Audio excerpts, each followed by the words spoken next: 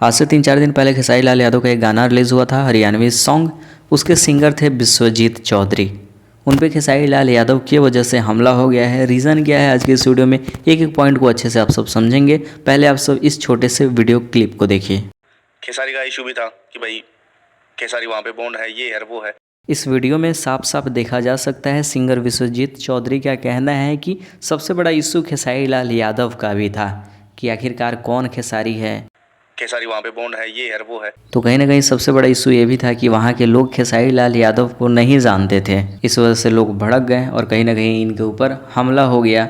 जो भी था मैटर, लेकिन उसमें बड़ा इशू खेसारी लाल यादव भी थे। बाकी लोगों ने गाने को भी डिलीट करवा दिया है, लेकिन ये तो कंपनी का इशू है। कोई कंपनी ने स्ट्राइक दिया होगा या फिर जो भी लोचा है वो कंपनी का लोचा होगा।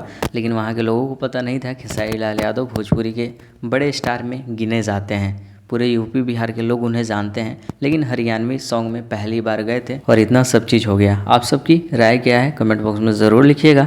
जितना हो सके इस वीडियो को शेयर कर दीजिए, चैनल को सब्सक्राइब कीजिए। और कहीं ना कहीं विश्वजीत चौधरी के साथ जो भी हुआ है बहुत गलत हुआ है। उम्मीद है गाना वापस आ जाएगा।